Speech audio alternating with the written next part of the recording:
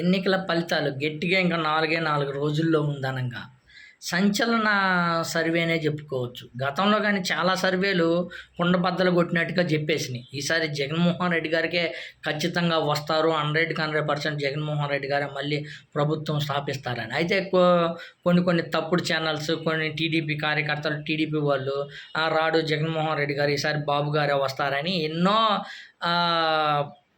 సృష్టించారు.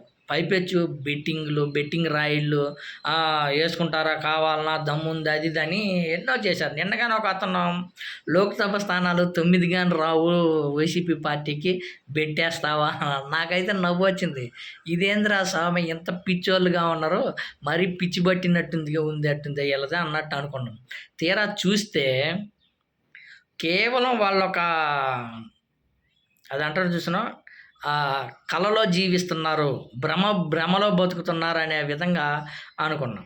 మొత్తానికి తీరా చూస్తే జగన్మోహన్ రెడ్డి గారే వస్తారని కొన్ని సర్వేలు, నిన్న నాగన్న సర్వే కానీ కుండ బద్దలు కొట్టినట్టు చెప్పింది. కొన్ని చోట్ల ఒక 8 నియోజకవర్గాల్లో కొంచెం టఫ్గా ఉంటుందే తప్ప మిగతా నియోజకవర్గాలన్నీ జగన్మోహన్ రెడ్డి గారు క్లీన్ ఇచ్చేస్తాడు. 118 నుంచి 130 స్థానాలు వైఎస్ జగన్మోహన్ రెడ్డి గారే కైవసం చేసుకుంటారు. అదేవిధంగా లోక్సభ స్థానాలు కానీ 22 నుంచి 17 నుంచి 22 స్థానాలు లోక్సభ స్థానాలు ఖచ్చితంగా గెలుచుకుంటారు అనే విధంగా సర్వేలు చెప్పాయి. అదేవిధంగా నాగన్న సర్వే, లేకపోతే నిన్న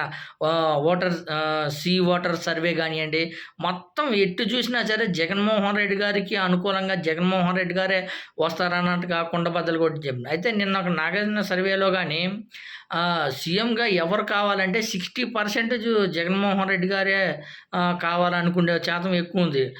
బాబు గారు సీఎం కావాలంటే 36% ఉంది. అదే పవన్ కళ్యాణ్ గారు సీఎం కావాలంటే 6% ఉంది తప్ప మరొకటి లేదని స్పష్టంగా అర్థం. ఈసారి ఖచ్చితంగా 2024 మళ్ళీ జగన్మోహన్ రెడ్డి గారే సీఎం అవుతారని గత కొన్ని రోజులుగా చెప్పుకుంటూ వస్తున్నాం. అదే రిపీట్ అయ్యిద్దని ఏదైతే నాగన్న సర్వే కుండబద్దలు కొట్టినట్టుంది చెప్పిందనే చూసుకోవచ్చు.